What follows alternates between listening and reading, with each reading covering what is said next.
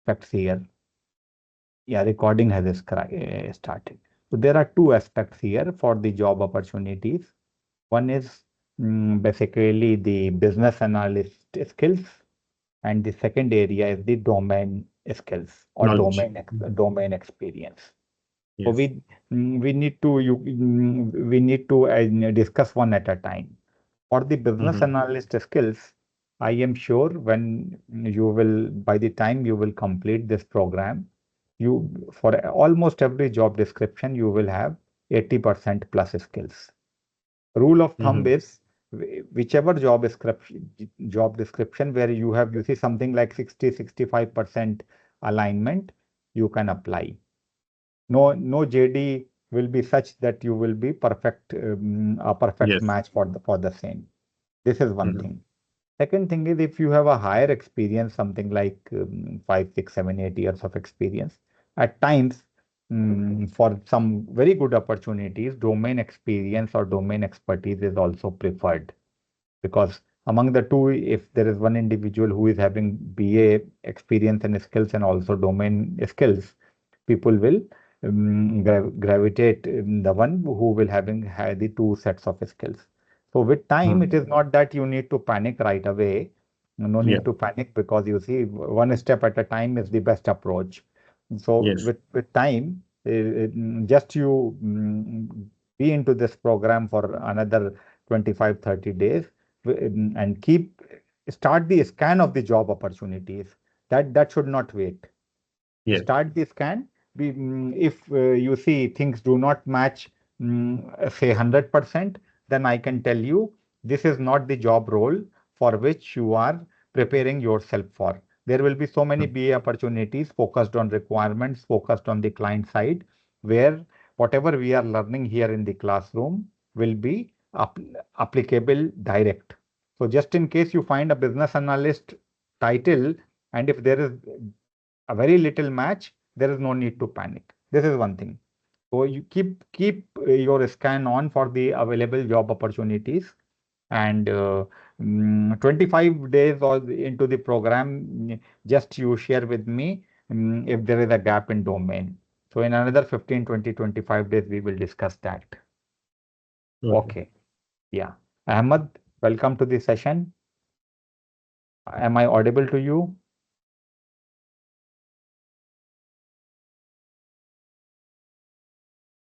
Okay, not an issue. I believe I will be audible to you because Shubham and Samir can hear me. So now we start what we need to cover today. And today's session follows directly from the session which we have attended, which is Succeed as a Business Analyst. I at times call that session as Business Analysis Essentials also, because it was in that session we cover the discipline and profession of business analysis. If you remember the content of that session, we started with what is business analysis, what is IT business analysis, what are, you see, typical objectives of business analysis and IT business analysis. It is basically about insights and about, say, for example, if we focus on a process, completing that process in a lesser cost, lesser time, providing better customer experience, and providing better, you see, brand experience, etc. While were discussing business analysis and IT business analysis, we talked about problems, we talked about solution, we talked about we talked about requirement. So let us focus on the word, say for example, a problem oblique a requirement. So problems are basically some obstacles in our business, if they are removed, or if they are, you see, resolved, it results into a better customer experience, lesser cost, higher savings, etc., etc. So it is a win-win situation. But th- though we need to solve problems, we solve those problems for which our stakeholders, now focus on the word stakeholder, our stakeholders have a consensus that these problems are to be solved, and these problems are to be solved now. So there is a consensus that a problem has to be solved because a business may have innumerable problems. There is a consensus that this problem requires a solution or resolution now. So as a business analyst or as an IT business analyst, this is your job. Now, one thing what you can do while you review the first lecture, which is Succeed as a Business Analyst, you can just focus on all the words which I would have spoken. Some of them I have repeated now: a problem, a requirement, a solution which you see fits well on pastel, political, economic, social, technological, legal, and environment criteria, etc., etc. So here in this session, in the first session, we will cover about stakeholders. It is these stakeholders for which we run a project. A project will basically solve what we may say a set of business requirements. And while these business requirements are met, so many problems will get resolved. And while we are, you see, making our enterprise capable to address so many business requirements, we are implementing an IT project or we are implementing an IT solution. So this IT solution helps us achieve our business goals. So here we move on to the word requirement or the specification or the feature of the software. But these requirements, while they are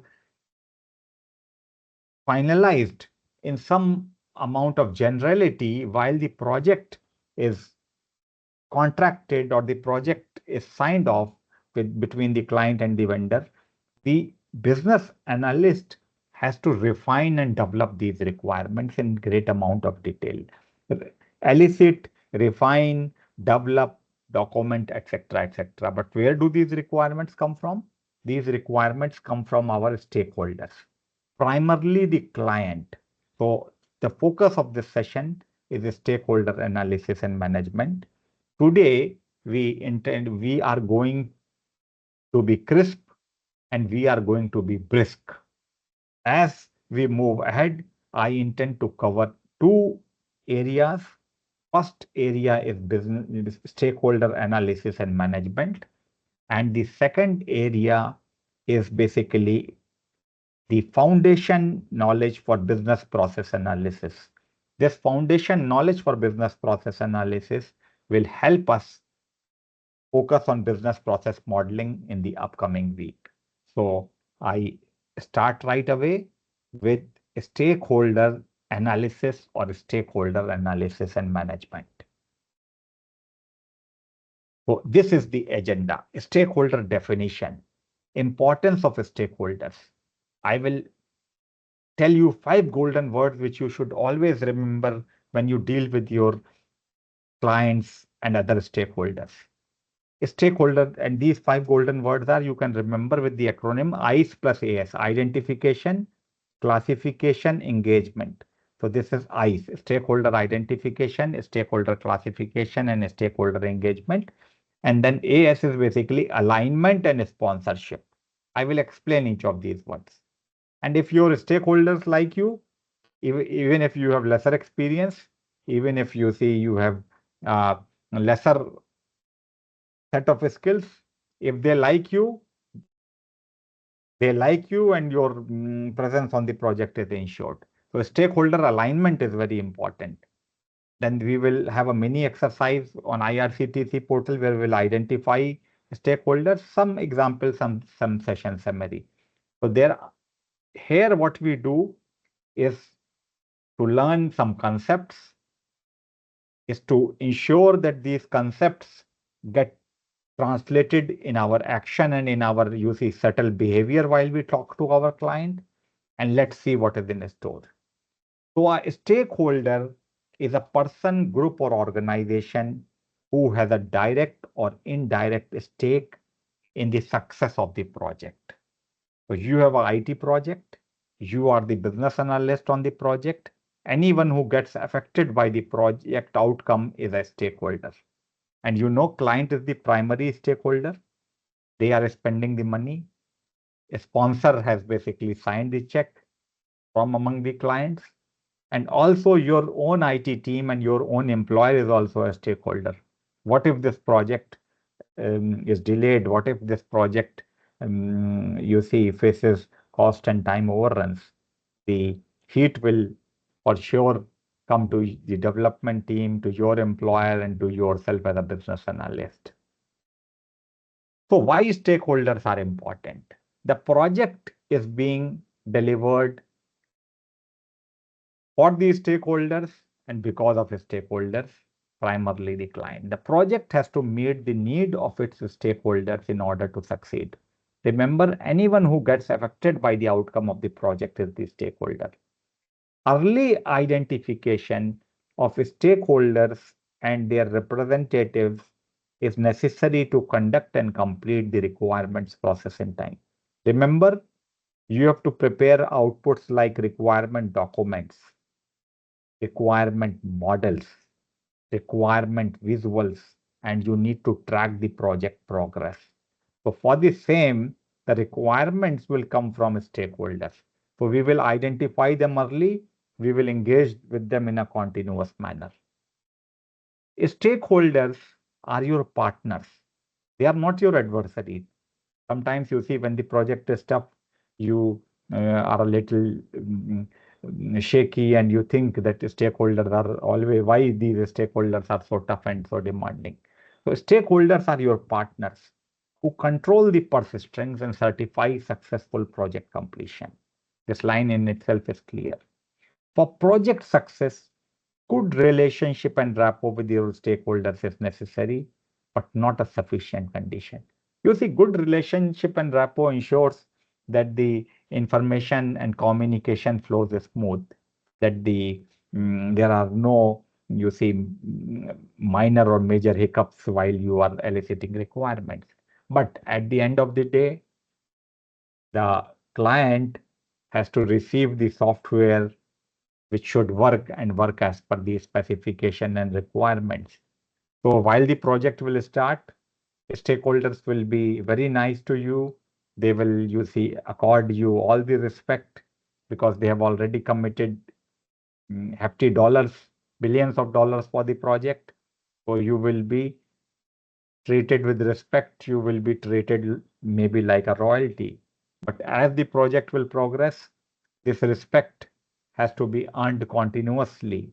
This respect and this so this will happen when you demonstrate that you are always technically and politically correct. This will happen then your development team and your full team is also delivering this project as per the agreed upon timelines. So what are the 5 golden words? Identification, classification, engagement, alignment, and sponsorship. Remember, each of you are having work experience. You are having, exceptional academic qualifications. Each of you are having life experience. You are already, in a sense, a business analyst. But you need to master and imbibe these, concepts or words so that while you are on the job, you need not miss any of these concepts and you are able to apply these concepts on the job. So for the same, you need to imbibe all these concepts and all these words. So even if you need to go through multiple times, say words like a stakeholder identification, a stakeholder classification, a stakeholder engagement, alignment, sponsorship, etc., do that. Words are important because you are in the business of communication. If you communicate in a precise manner, you will be a good business analyst. So one such method to identify stakeholders is a simple method. You identify stakeholders at the process level. You identify stakeholders at the project level. You identify stakeholders at the enterprise level. Now, enterprise is the word which is used synonymously in the business analyst discipline with the client organization. So enterprise is not your employer, but enterprise is basically the organization where project is getting implemented. Of course, this enterprise will have various offices, will have a org structure, etc., etc. It may even have multiple strategic business units. Now this enterprise is part of an industry. So stakeholders at the industry level. Then government, regulators, tax authorities are also stakeholders. So think of a simple process, that of a beneficiary addition in a net banking project. Let us say your IT company is digitally enabling a bank. Now, let's say there is a process that if you were to transfer money to someone, first and foremost, you have to add him as a beneficiary. Let's say if this is the process. So beneficiary addition is the process. This will have some checks. Beneficiary addition is part of a project, which is a net banking project. This is part of the enterprise, which is the bank itself. Let us say for the case of India, HDFC Bank, say Infosys is the IT vendor and they are implementing a project at HDFC Bank. Then there are stakeholders at the industry level. So this banking enterprise is part of a banking industry. Then government, regulators, tax authorities are also stakeholders. So at each of the levels, you identify individuals and you identify groups who are these stakeholders. Because it is from these stakeholders you will be eliciting requirements. It is not necessary that you will be talking to all of them. It is not necessary that you accord equal time and equal importance to each of them. But first and foremost, we should come up with a list. Yet another method to identify stakeholders, remember we are on stakeholder identification, is this onion diagram or stakeholder onion diagram. At the innermost core is the project team, developers, business analysts, project managers, etc., directly involved in the solution.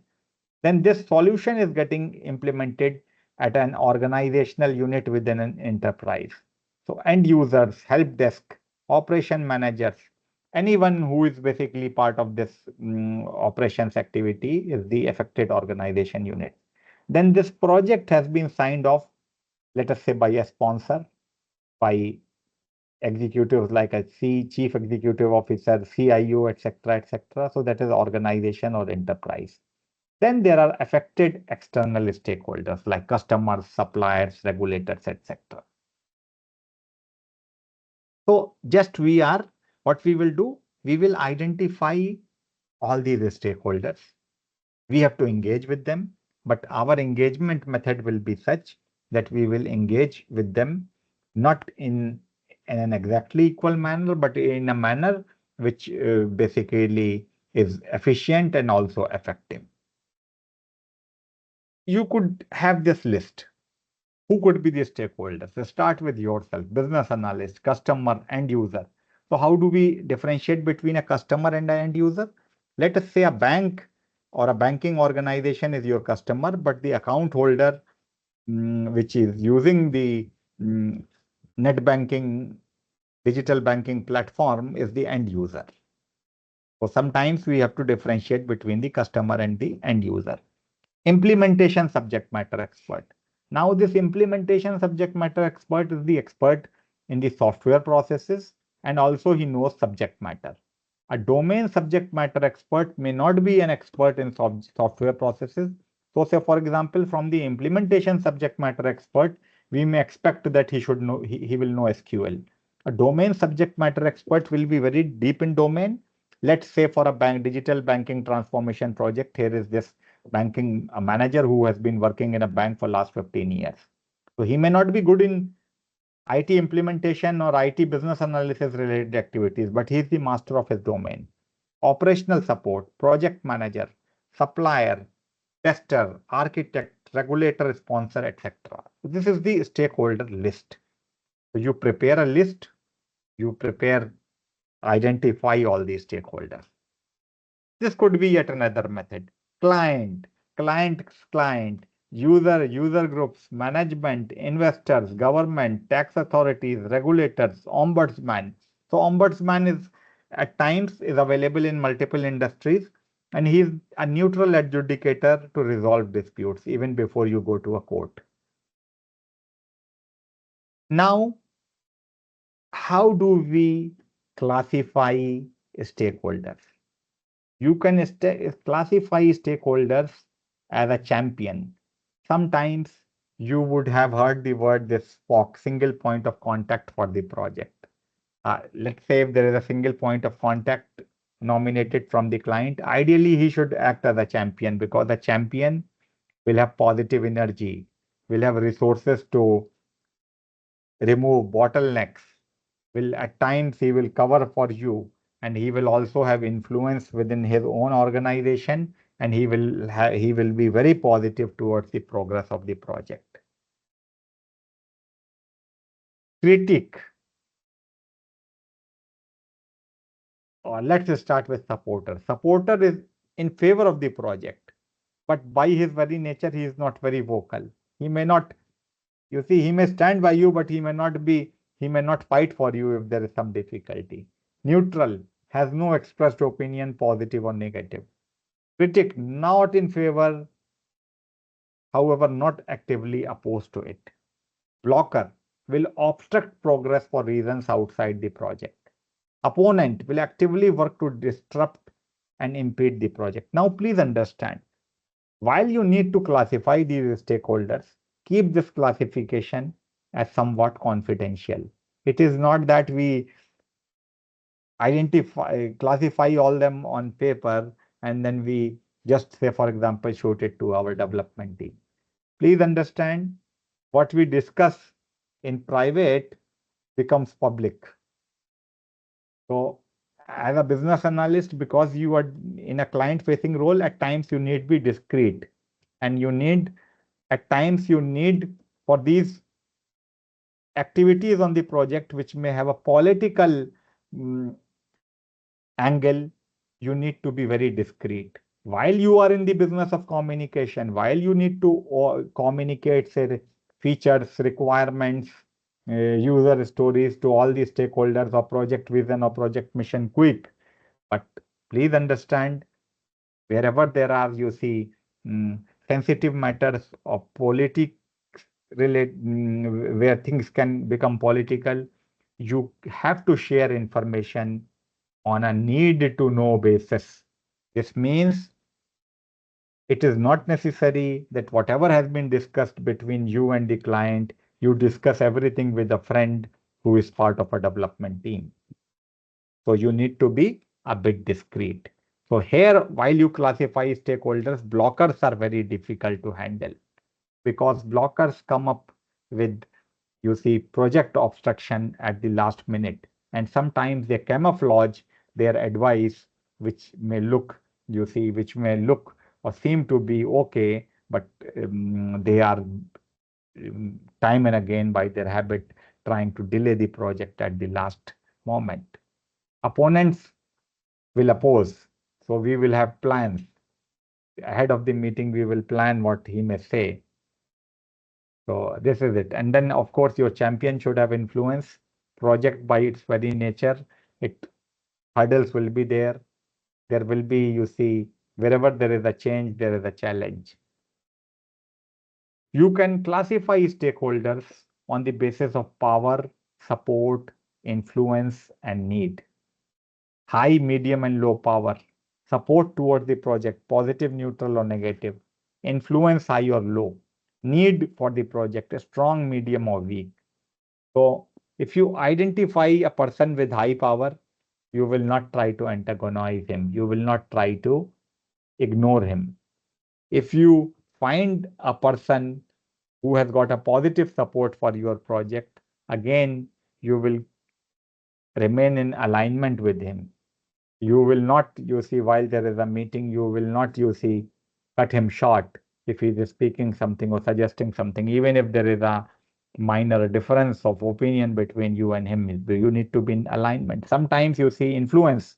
Sometimes some people may not be very high on the organization hierarchy, but if they have high influence, you have to be in alignment. And then need is basically the end user department who may need the software. So identification, we identify the list. Now we are classifying them. We classify them so that we will engage with them according to the classification. Remember, identification, classification, and engagement. There is limited time available to you. Then, not all stakeholders may require your project equally. Not all stakeholders will have the same influence. So, identification, classification, and engagement. Remember this. Now, here is this stakeholder engagement matrix. I will stop after these two metrics so that we catch up and we share our experiences. On the y-axis is the influence of the stakeholder, and on the x-axis is the impact on the stakeholder for the project which is getting implemented.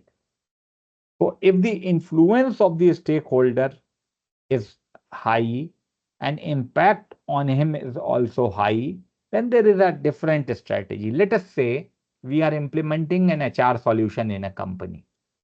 Now, think of a person who is head of human resources department. Now, for him, he is a person of high influence, and impact on this stakeholder is also high because the solution is getting implemented in his department. So, the method is constant active engagement. Keep them in agreement. So, head of HR is someone, if you are a business analyst, you will need to communicate with him in an active manner. You will need to ensure that this person is on your side and you are basically listening to what his demands or what his requirements or what his suggestions are. While you implement an HR solution, which is our example, let's say there is a person of high influence, chief marketing officer. But since you are implementing a HR solution and there is no direct impact on him, and so low impact and high influence, ensure that the stakeholder remains satisfied. If he has a suggestion, don't obstruct his suggestion. If he says something, appreciate that. Whatever he suggests today, remember that his suggestions, his features are incorporated in the functionality so that when you meet him day after tomorrow, you have something good to share with him. And he should feel appreciated. He should feel in a manner and in accordance which is up to his level. You see, these C-suite guys, these head of the departments, they are to be treated with respect. They are to be treated in alignment. Because you see, these guys are used to this way of life. Sometimes we act as an analyst. You see, as an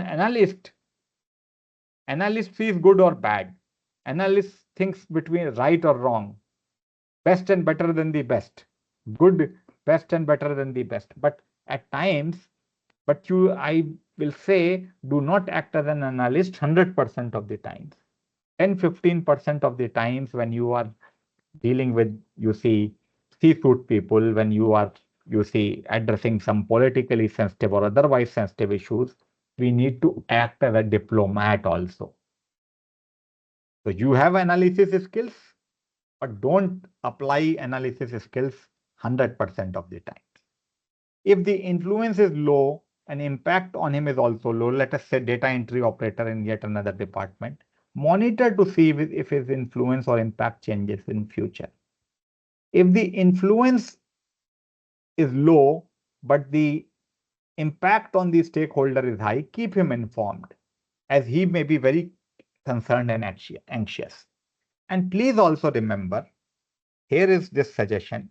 While you talk to your stakeholders, do not make sweeping statements.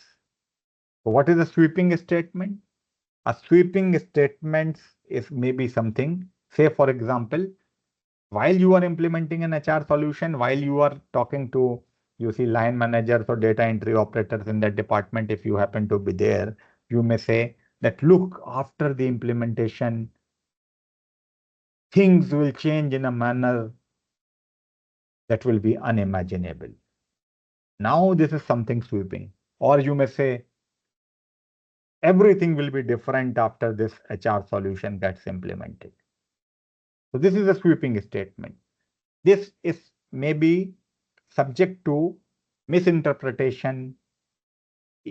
In itself, it has these statements do not have, you see, much weight, and otherwise also they are subject to misinterpretation by people who may be anxious that this mm, about this change. So this is the stakeholder engagement. Yet another matrix and a similar matrix for stakeholder engagement: power and influence, low, medium, and high; interest, no, some, and high. So low power, low influence; no interest, ignore; high interest and high influence, watch; no interest and high influence, watch; some interest and high influence, keep satisfied; high influence and high interest, constant active engagement. So this is something you use this matrix, you can put people. Let's say if you are new to a project and there are a number of stakeholders, and to start with, you need to do that exercise, do it. But then again, I have told you that these kind of classifications or engagement methods are a bit sensitive. So ensure that these papers do not reach your client. So far, we have basically learned methods or techniques to identify our stakeholders and how we need to be in engagement with them. Now, with this, I will stop here for a few minutes. I will seek your experience and questions, if any. You may have been dealing with the stakeholders. You can share your experience here.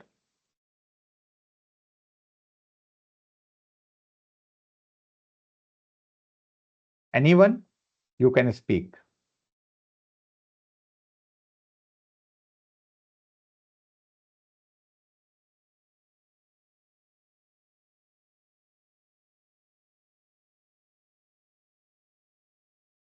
And I yes, have a Shubham. question. Uh, what about the investors, because they have like high stake in the project itself? So how do we You, keep them satisfied or informed about the process? you are talking about the investors. Yeah. So you see, for sure, investors and sponsors have a very high stake in the project, and they are the ones who may not be involved in the day-to-day progress of the project. Maybe there might be a mechanism that on a quarterly basis or on a you see mm, 6 monthly basis, the project progress is presented to them. As a business analyst, you will typically not be, and under general situations, you will typically not be exposed to the investors. Only thing what you can do to be in alignment with the investors is basically that understand the business requirements of the project better. Because if these business requirements get translated into the software features, then mm, mm, business requirement which gets translated into the software features, we may assume that the ROI, the return on investment, the effort is all taken care of. Investors are typically more interested in ROI, brand equity, etc. So no need to bother about them on a day-to-day basis, because they are at a distance or they are far removed. Be good, be true to your project, be true to business requirements of the project. This is one thing. Having said that, these investors are people of influence, people of power. Just in case there is some interaction, be on your toes and be very, very, you see, agile when meeting to their suggestions, and when whatever they say, you have to you have to be agile, and you have to be responsive, and never ever forget what they suggest, just in case there is an interaction, either direct or indirect.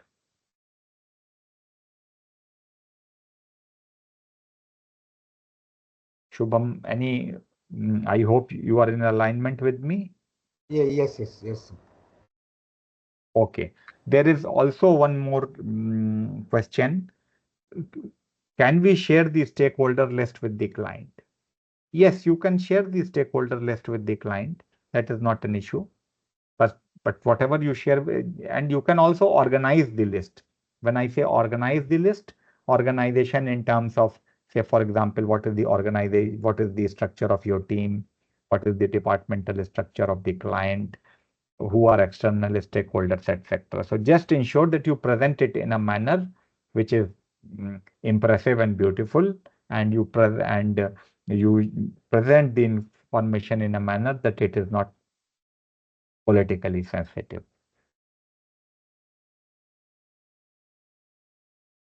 Okay, so we move ahead with the RACI chart. There is yet another method to engage with the stakeholders, or to basically identify who is to do what for a given activity.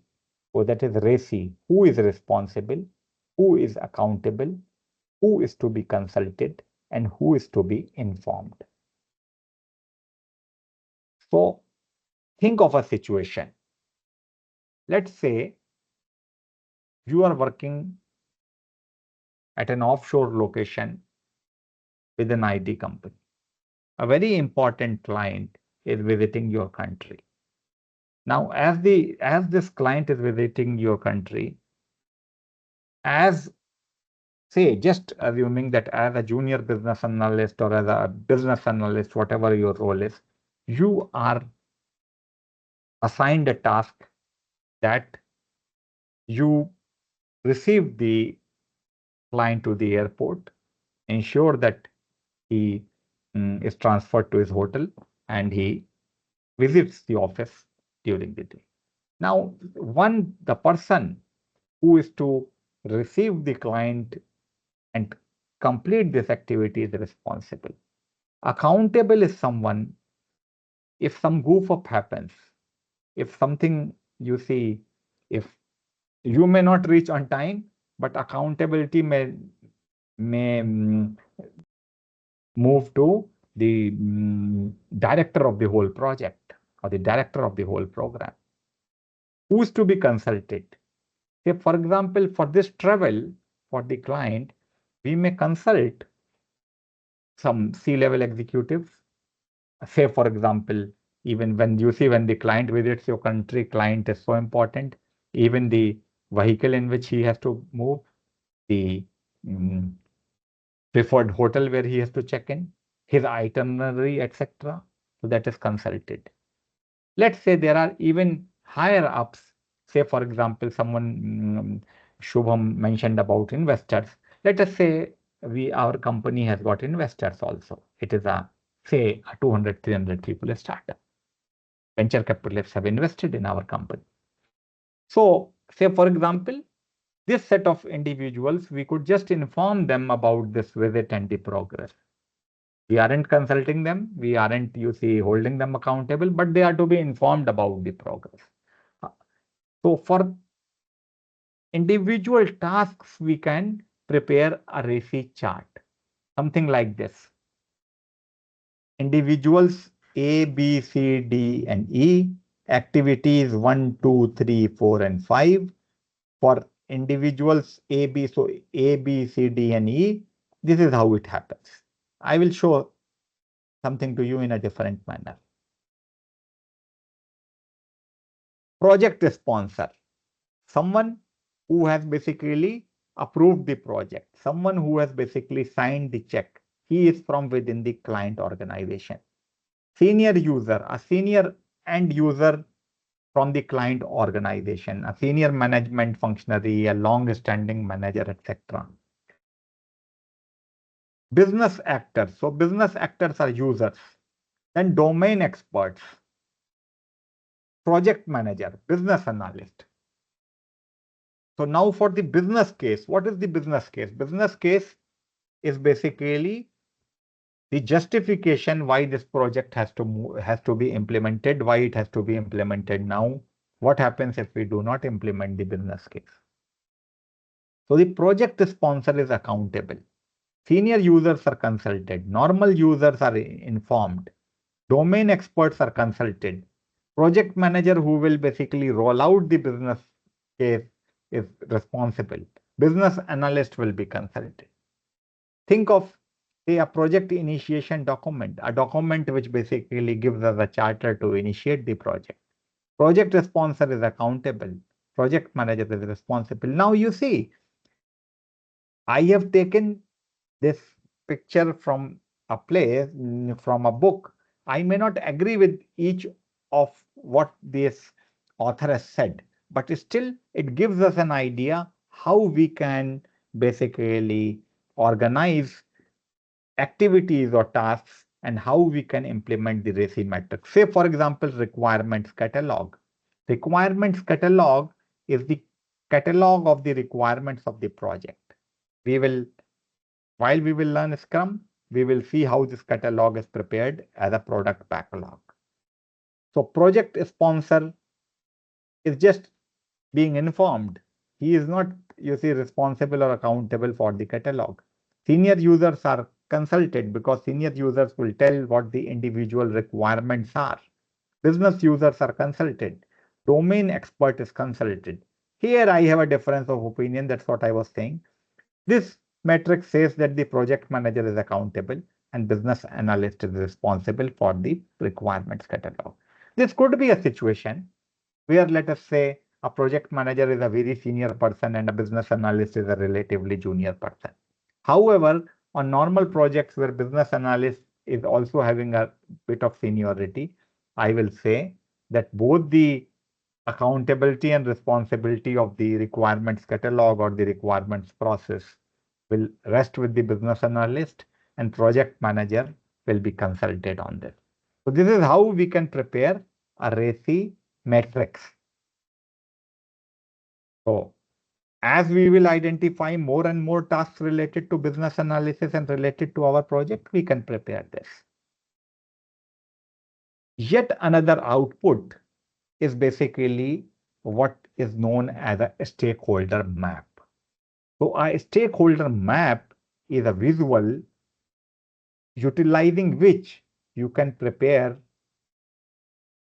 This visual depicts who all your stakeholders are. So say at the highest level for a university management system, student, teaching staff, non-teaching staff, administration, management, institute management, regulatory agency, government, and parents. All these are stakeholders. So you can prepare a visual depicting who your stakeholders are. And every project will have stakeholders.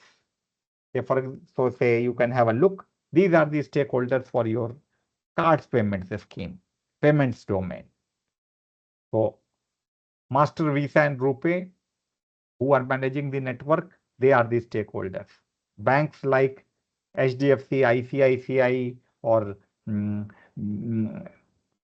whatever those banks are, Bank of New York, etc., etc. They are acquiring merchants.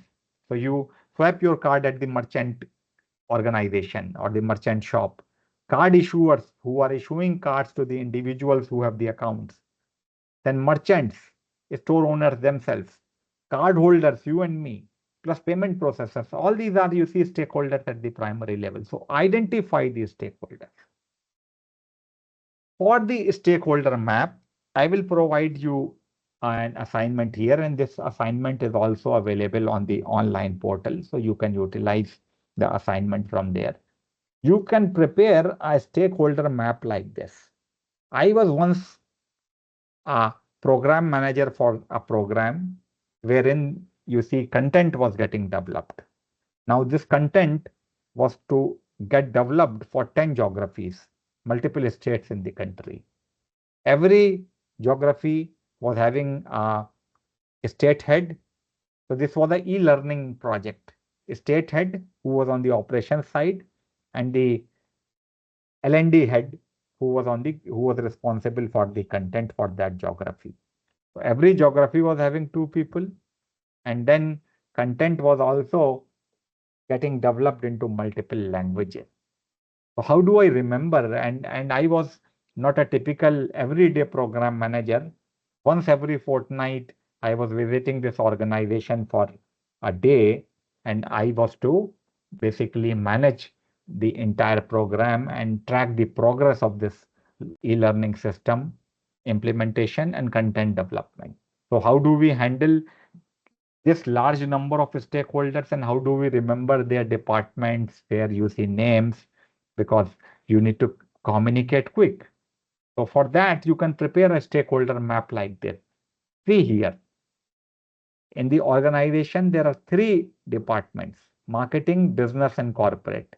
Within marketing, there are two departments: sales and advertisement. For sales, you have RKP, whom you need to connect for your requirements. For advertisements, you have SPG. Then for the business, there are departments like production, support, and supply chain management. For production, your points of contact are Ravi and Rohit. For support, Kiran and Seema.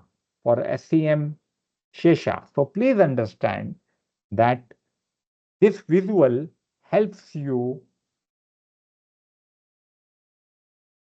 remember the names, keep track of all these stakeholders, because you need to mm, be on the first name basis as quickly as possible. So constant communication is the key. So this is the stakeholder map. Now, one more thing which you may need to prepare is basically the stakeholder persona.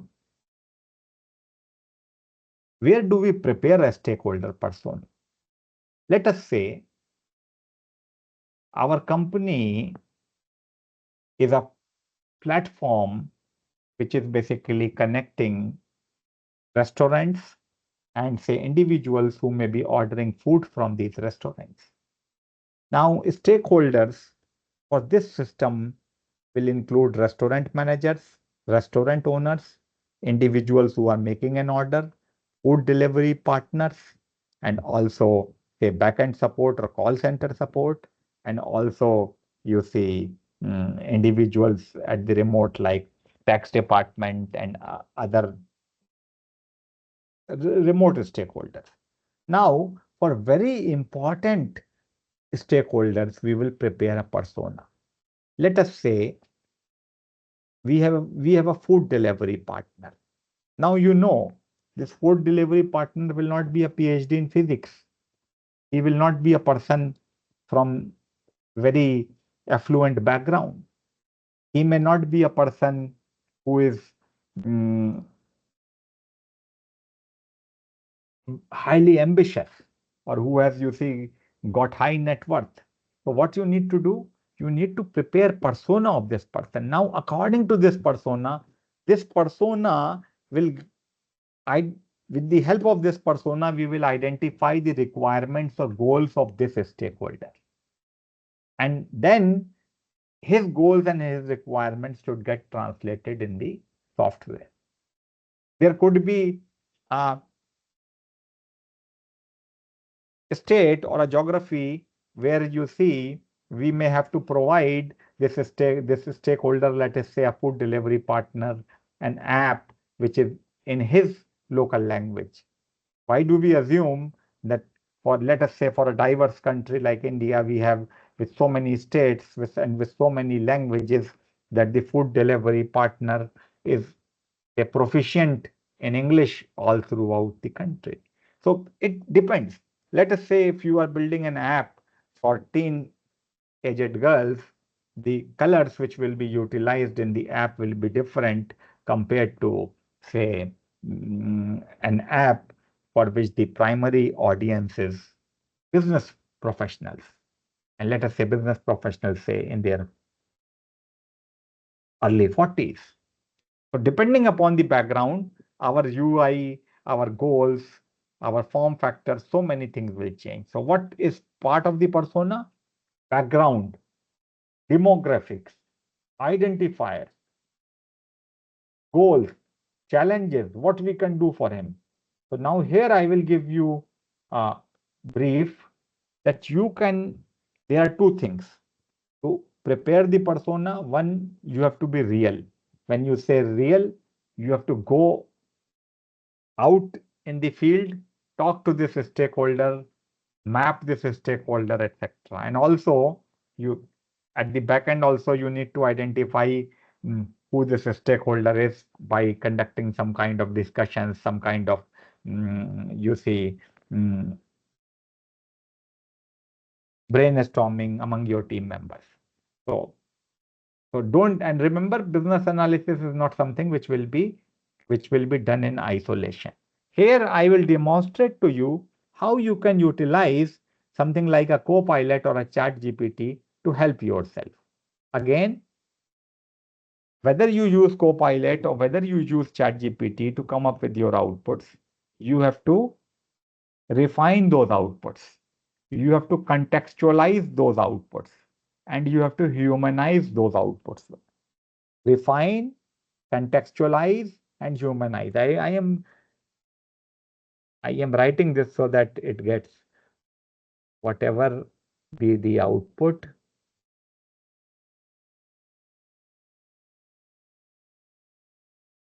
Refine, contextualize,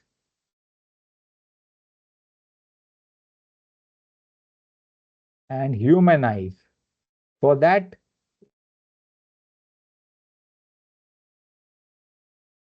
you can remember this. Now I am taking help of this large language model Copilot. I use Copilot. I'll tell you the reason. Whatever I mm, work here, that gets saved in my OneDrive. So Copilot uses the same or a similar engine as ChatGPT, but since all this information goes to my OneDrive, I use Copilot, and this Copilot is part of my Microsoft Office business program. So let's take help of the Copilot to prepare a persona for the food delivery partner for, let us say, an app like Zomato or an app like Swiggy. So I write a Copilot, help me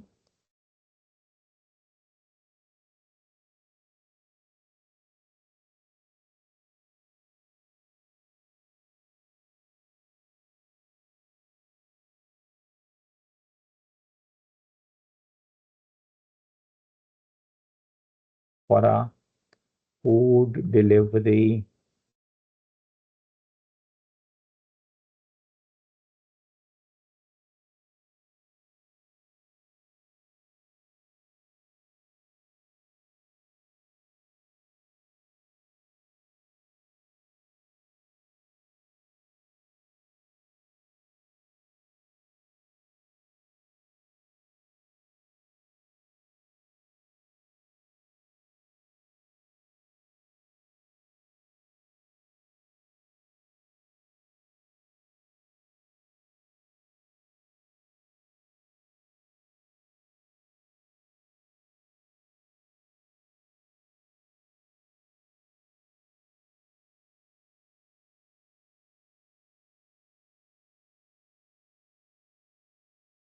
Let us say you can provide the geography where what is the geographic focus of your app.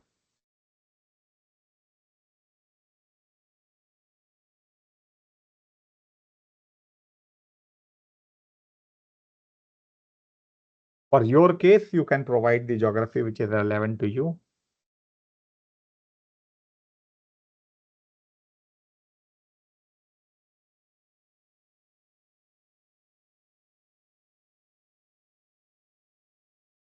One, two. You can provide all what the context you will.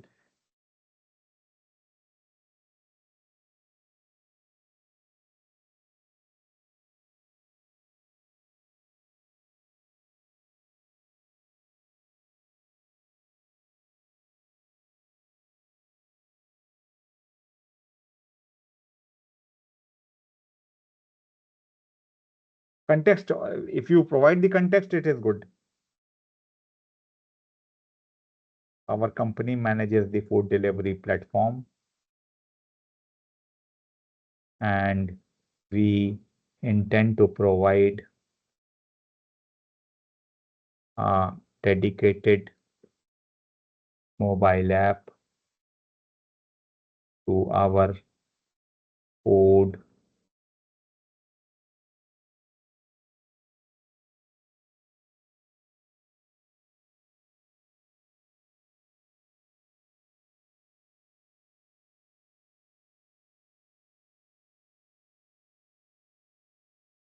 Let's see.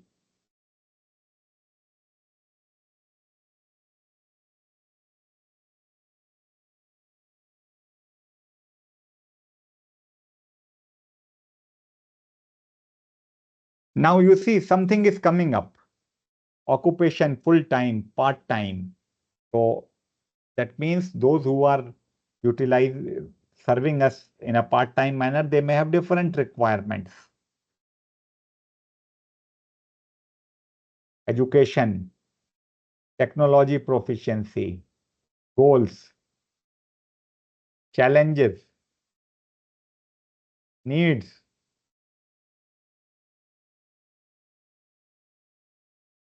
preferred communication channel, personality traits, mode. So what you have come up with a persona.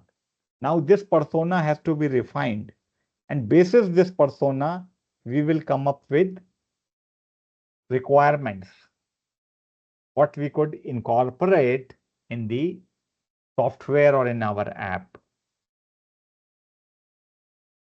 So this gives you an indication. Of course, when you will step out from your comfortable office, and if you happen to talk to some of the already existing delivery partners in this industry or similar industries, you will get to understand what their real goals are. So business analysis is not all, you need to apply your mind, you need to do heavy lifting in a comfortable environment of office, but sometimes you need to get out also. So here I have demonstrated to you how you can utilize Copilot. Using Copilot, you can also ask Copilot that please provide me, say, the information. Can you categorize this information, let us say, in these heads? So what I do, I am.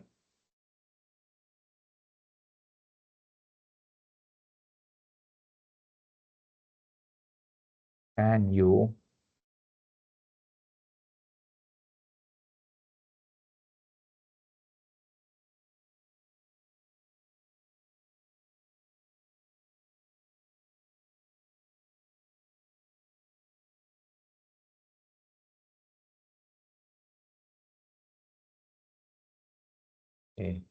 demographics?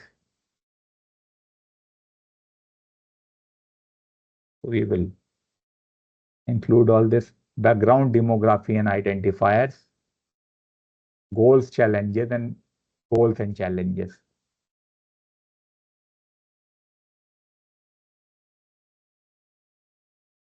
So now we are taking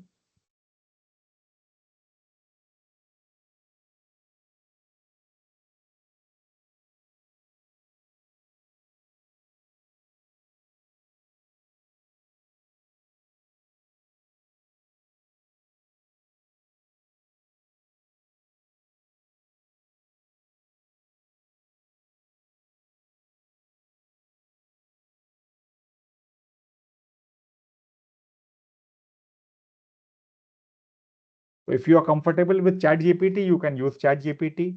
If you are, you see, comfortable with Gemini, Google Gemini, you can use that.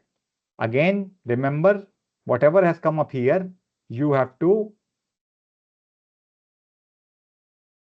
contextualize it further, you have to refine it further, and you have to humanize it.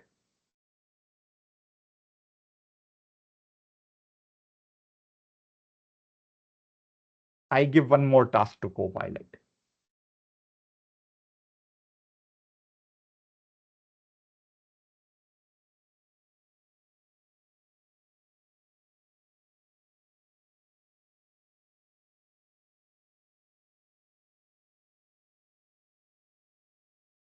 which may be required from our mobile app for code.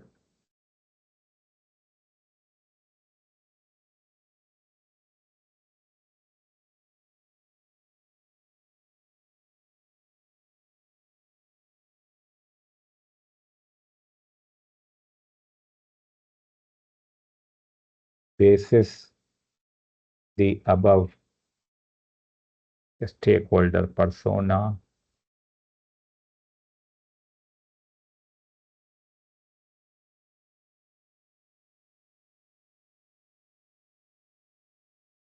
distinct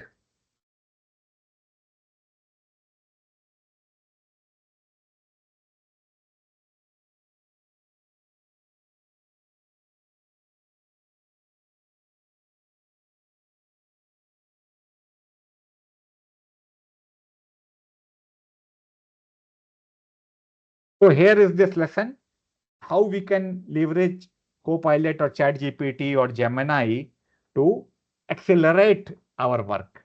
We are irreplaceable as a business analyst on the project, but AI is helping us be better, be faster, and be more organized.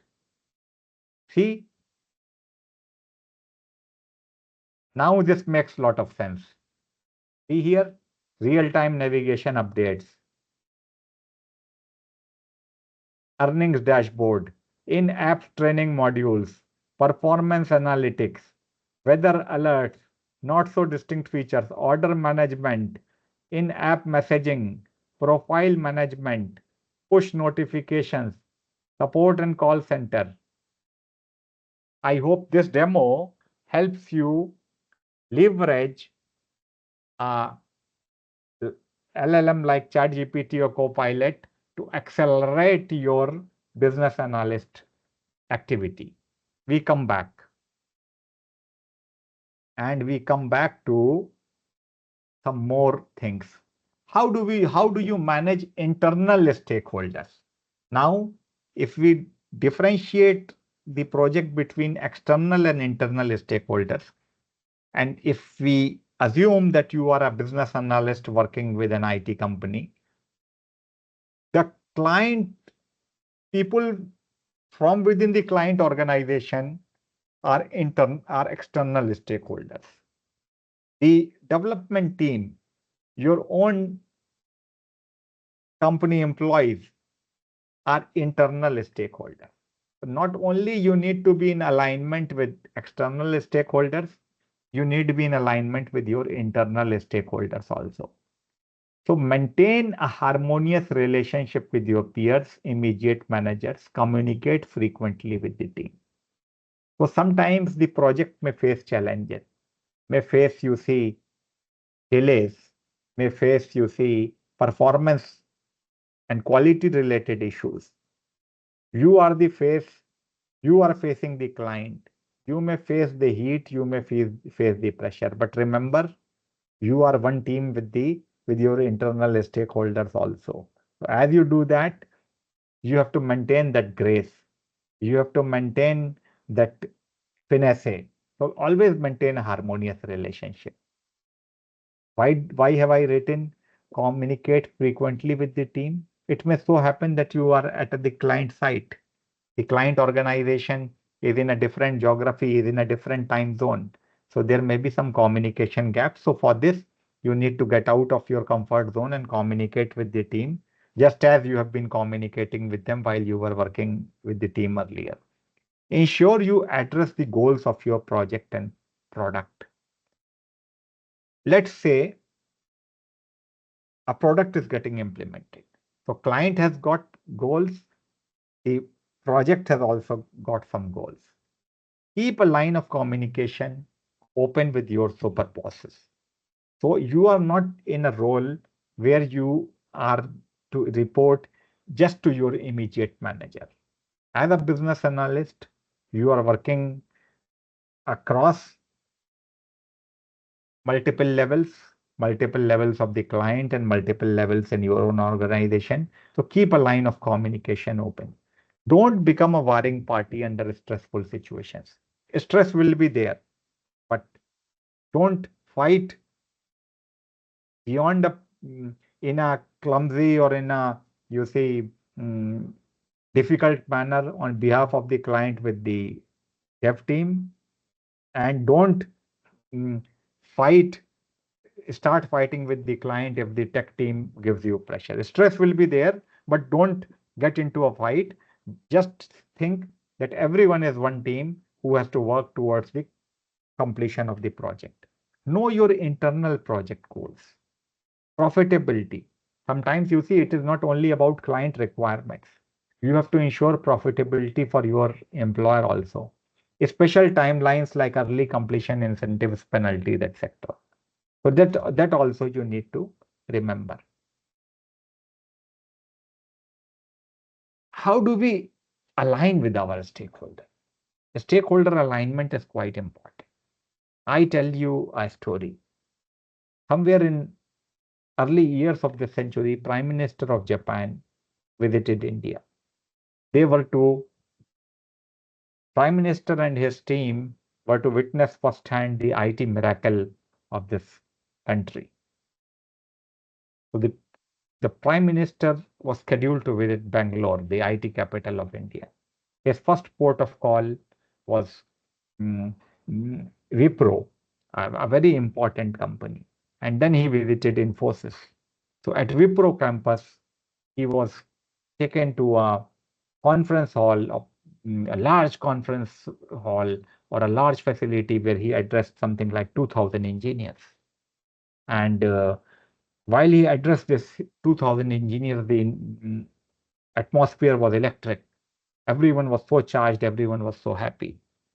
When he visited the Infosys campus, the Infosys senior management requested the Prime Minister to take a shot of golf. And this was the picture. Next day, in Japan and in India, the visit to Wipro campus was largely ignored or sidelined, whereas this photograph and you see his visit to Infosys campus was Prime Minister's visit to Infosys campus was largely captured. What was the reason? Reason was that you see in Japan, as is their cultural aspect, if you invite someone for a game of golf, it is a very high honor. It is like you are special to me. So this was cultural alignment, and this cultural alignment ensured that Infosys has had a good coverage and good limelight. So alignment could be is something which goes on a continuous basis. It is not a one-day task. You have to align with your important stakeholders. You have to align with people. So alignment is very necessary. So how do you align? First, earn trust and then provide radical advice. You may be new on the project. If you are not a world-renowned personality, trust will not automatically happen. If you have something very radical to be advised, you need to establish your position as a competent professional. Always be technically and politically correct. Be slow to criticize and quick to praise. Dress up, use their language and vocabulary. So this is a formal client and a business analyst relationship. So be formally dressed, utilize and understand the language and vocabulary of the client. Don't make sweeping statements like current processes are inefficient, tools are old, etc., etc. You do not know because you have just started to investigate. Keep a line of communication open with the super bosses at the stakeholders organization. You will be meeting with senior people also. Remember their names, remember what they have said to you. You may be presented to them in their office again. So line of communication has to be there. Embed yourself in the client team. Bring value beyond your designated role. So your role is that of a business analyst, but ensure that you add some additional value. Find a sponsor. Now remember the words identification, classification, engagement, alignment and sponsorship. So finding a sponsor means there should be someone. Now you see, there is a sponsor for the project, but there should be someone who should sponsor your presence. There should be some high and mighty who should say that, look, Samir is so important to this project. We need him as a business analyst or business consultant. He has done, you see, great hard work for the project. So then again, you need to be on a lookout that there is someone, some individual, some important people who with whom you are so aligned that they are speaking for your presence also. So this is the aligning with your stakeholders. Now, how do you keep constant engagement with your stakeholders? Identify them, get introduced to them, do the follow-up and remain connected. This is important. While we will learn requirements elicitation in sessions to come, remaining connected and doing the follow-up is very important. Never gossip, maintain discretion, maintain a professional approach, also build good rapport and relationships. So professional, friendly and professional, or professional yet friendly, whatever you may think, because you see the human touch and the human element should not be neglected. You may be working on the same project. The people in the client organization and you as a business analyst, at the very core, we are human beings. So being human is something which we need to demonstrate. Interact outside work environment, discuss outside work topics. So it is not that we have to be so stiff-collared all the time and so, you see, formal all the time that we do not talk to our clients other than anything other than the project. That's not there. You see, only when this human side of our personality will get exposed, communication will be quick and easy. Gift, pamper and your stakeholders within acceptable ethical and corporate norms. So you see, I'm sure when you will be dealing with the client in so many geographies, you see receiving gifts is so common. If that be the case, you have to reciprocate. Greetings on festivals, birthdays, congratulatory notes on milestones, corporate milestones are a good way to remain connected. Remember, whom you are engaging with for requirements today, you will need him tomorrow and day after tomorrow again. So ensure that you remain in some kind of communication and some kind of connection with him. Now, I will see, let us say, everything starts with stakeholder identification. I leave this exercise to you during the week, that you identify a portal or you identify a platform of your choice. First, what you do, you identify all the stakeholders for that platform or portal yourself. Then what you do, you get into a team of 2-3 people, something like crowdsourcing of knowledge, and then you identify some, you will see that some more stakeholders will get identified. And then what you can do, you can basically take help of a service like ChatGPT or Copilot, wherein you ask that please suggest some more stakeholders. And then whatever final list you come up with, you try to classify them or organize them in terms of importance, because for sure you can't talk to all these stakeholders and it is not necessary also. And let's say if you are to talk to client, you may need client's permission as well. So we will organize and according to that. So this is how you can do stakeholder identification. Now allow me to summarize. The project or the solution is for its stakeholders. Identify them early, engage with them in a continuous manner. Proactively get introduced to them, meet them, and communicate frequently with them. Build rapport, and as you build rapport with them, your life will be easy. align with your stakeholders, receive a sponsorship. Remember, the final activity is to deliver the key requirements of a stakeholder. Also remember that the project has got some internal goals. As you ensure this in letter and spirit, I am sure you will be able to lead your project towards success. So with this, I stop the stakeholder analysis and management lecture, and I open the class for any kind of question, discussion, and comment. And here you can see, I will again give some work to Copilot for stakeholder identification for my e-commerce food delivery project. Can you provide me with a list of stakeholders?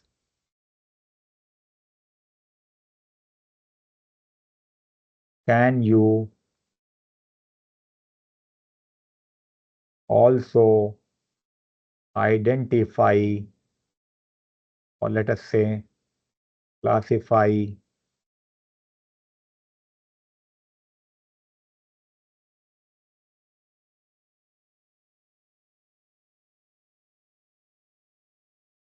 as per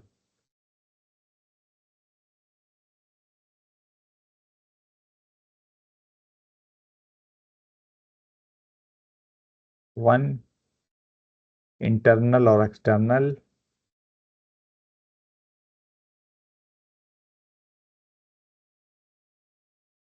two. Now I am introducing a new vocabulary. You can do something. I am writing primary, secondary, and tertiary stakeholders.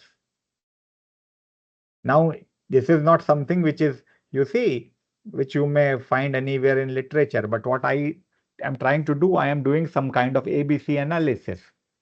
That I will give good importance to primary stakeholders, some importance to secondary stakeholders, and tertiary stakeholders only when I will find time. So stakeholders list and classification.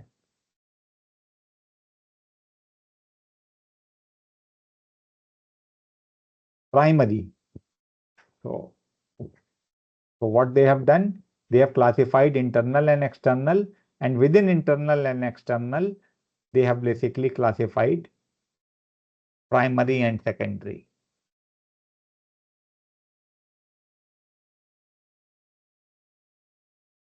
So executive leadership, investors, they have put everything in the legal team, in the tertiary stakeholder list. Media and press is also a stakeholder, regulatory bodies. So, so this accelerates your activity.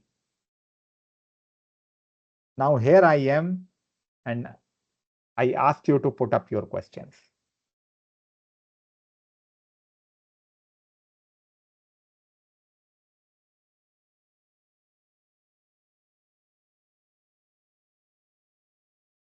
Samir, can you, with respect to your earlier experience, can you comment on whatever has been discussed so far on this topic, stakeholder analysis?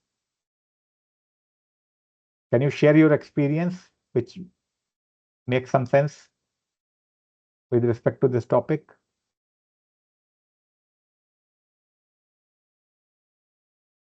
Hi, Vijay. What all you have taken through was stakeholder analysis, stakeholder identification, everything. It was very, clear enough. The content was clear. With due respect to my previous experience, okay, many of the stakeholder management, okay, usually there are always a conflict in the identifying the stakeholders and then managing them. You know, because in some roles there are multiple stakeholders, right? Some businesses there are multiple stakeholders, and to identify and to categorize them into like who are the stakeholders who need to be communicated first and everything. That required us to be more, precise and manage them. So yeah, I do had some experience with managing the stakeholders, identifying them. But I agree with the content what you have taken us. But I don't want to share my experience now on this because then that will conflict with maybe I had some good and bad, Yeah, but I agree. I I don't want to agree. mix up class content with that. But I'm clear with what you have taken through. But Okay. the real challenging for what I would say is always to identify the stakeholders and managing the stakeholders on any business one, process. I agree. I agree. There could be some conflicts also, and there could be Yes, some re, some really difficult stakeholders as well. They say one yes. thing today, and they say one thing today, and they say another thing tomorrow. The stakeholder they keep on changing the requirement, and if one a stakeholder agrees, other stakeholder doesn't agree, and you need to keep a balance of the stakeholders to make sure the process or the requirements are fulfilled. So it's not a really impossible challenge, but it's a it's a challenging requirement environment, I would say. Yeah. Something which is you see, which is a constant. Yes, so that's where the business analyst role, I believe, come into play. Yep. Yep. More You specification. see, I have one thing to add. You see, as a business analyst, you have the force on your side. That force is the force of the sponsor, which means the Yes. sponsor has signed that this project has to be implemented.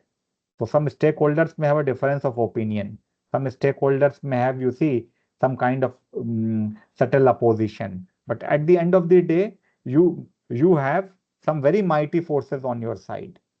So so this is something which always helps the business analyst. But having said that, we always, client being the client, we need to be in alignment with him. Yes. Yeah. Shubham, you have raised your hand. You can speak. I have a question like how to manage biasness during stakeholder management. Like some stakeholders can be biased towards like anything. So how do we manage biasness? You see, um, if a stakeholder, let us say, if he is biased towards a certain set of features, or let us say if a stakeholder is biased towards, say, certain individuals, all what you can do is to basically identify that stakeholder and plan for his suggestions or plan for his, you see, mm, mm, objections beforehand.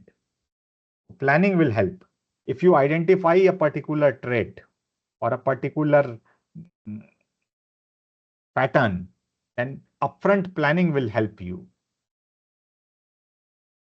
And next is, if just say for something, if there is some bias which is basically affecting your project in a very serious manner, then there is something which you may need to escalate. But that escalation will happen only for mm, issues which are going out of hand and which are, you see, derailing your project. This is what I was trying to say about managing stakeholders, having something what Shubham has also raised this, and I agree with his point of view. So, like when you say that escalating, the to the escalating the issue Yeah, for a biased or a stakeholder who doesn't agree with doesn't yeah, want to agree or doesn't want yeah. to comply to the requirement, like sponsor, like do you think like is it the sponsor who should be escalated, or is an alternate way, like rather than escalating to the sponsor? What would you suggest an alternate way of escalating this issue? Normally it does not go to the sponsor right away. Normally, what will Mhm. happen? mm, a sort of a, you see, a sort of a informal communication will start. Say, for example, will happen with the project champion. He will, he has to be kept on your side, and also a sort of informal communication will happen with your own technical team members, because whatever his objections maybe this or these objections may be related to, say for example, some technical challenges. So first thing is building some kind of an internal consensus between the team, your team members, and also Stakeholders. important people at the client. So because if the environment is not right, if you escalate something right away, it may backfire. Exactly. So it is a bit subtle and bit, you see, political. So, but this is it. Ashish, you have raised your hand. You can speak.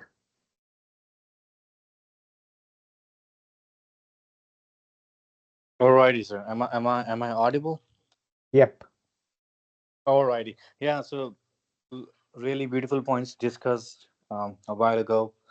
I think it's. I mean, just wanted to add one point. Like it's more of like this is again a part of stakeholder management, like whom to reach out when and by which mode, because sometimes, like you said, it may backfire. And like it's a part of a stakeholder management when biasness comes into the picture during a project, we need to probably identify within the right time, like whom to reach out when and how, because we just don't want to be in any bad situation or on a bad note for anyone.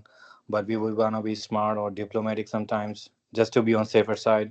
And of course we need to voice out what's going on around. So it may vary from situation to situation or Yep. probably from project to project. So it's a part, again, it's a part of, I would say, stakeholder management and being smart and diplomatic sometimes.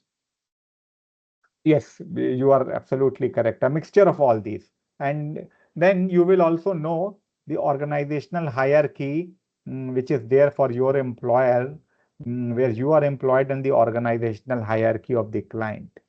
So some things may be said by mm, you as an individual, may be communicated by you as an individual. There may be few other items which may be communicated by your senior management team directly. So so someone else will, you see, manage things on your behalf.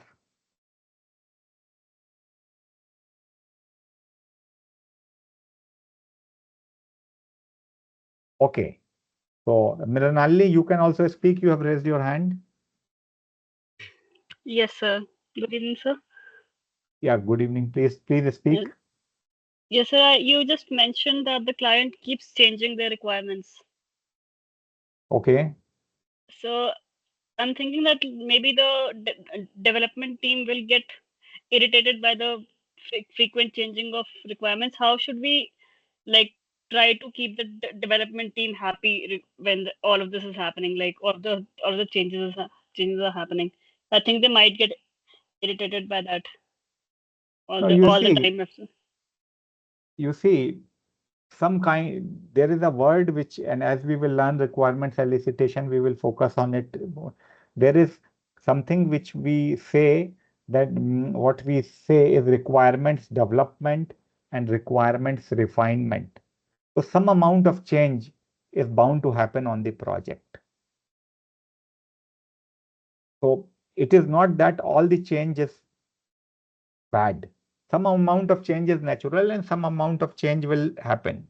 So we do say that clients change their requirements, but that does not mean that client change their requirement just out of their whims. There may be some business reason. There may be some outside factors which would have changed, for which clients are changing the requirement. So first we need to appreciate why this change is happening. If this change is for a valid reason, if this change has a cause, then we need to incorporate. Now coming to the point that how do we ensure that the development team is in good spirit?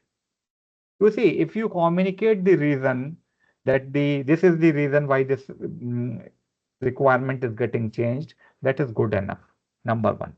Number two, for changes with or without a reason, software design should be capable in a manner that it should handle the change in a rather better manner. I shall not say easy or difficult, rather okay manner. Your job is not to ensure that the development team is happy all the time. Our job is to ensure that the business requirements are met, the software functionality and features are as per requirement of the client. And if there is change, change also means that there will be additional work for us. So in a project, change is welcome, because if the software is not changing, there could be a situation, or if so change is not always bad. Just keep this in mind. And let the sometimes we indulge the client also if he is changing something. Okay, so the software team is always like ready for changes. You see, here is the human element. Whenever there will be frequent changes, people will have some opinion.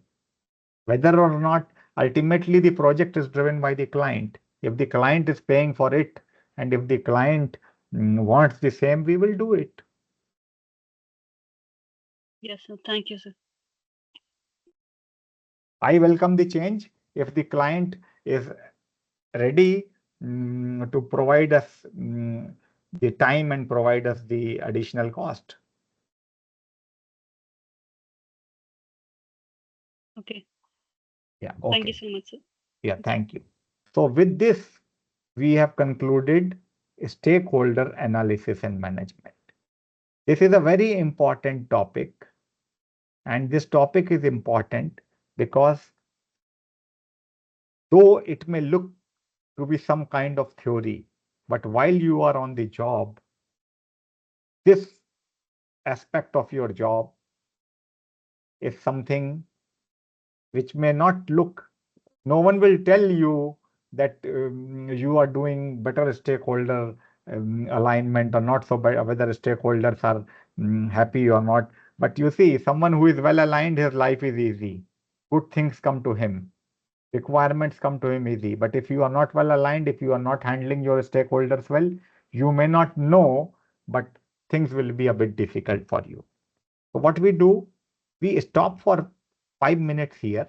You please have a glass of water, cup of tea, and then we resume and move ahead in our session again, and we will cover business process analysis. Today, our normal time is 9 p.m. to 11 p.m. as announced. Today, we may overshoot a bit. I hope it is okay with all of you, because my objective is to cover business process analysis also. And while I say we will overshoot a bit, not more than 15-20 minutes. So we stop here for a while and we start again with business process analysis.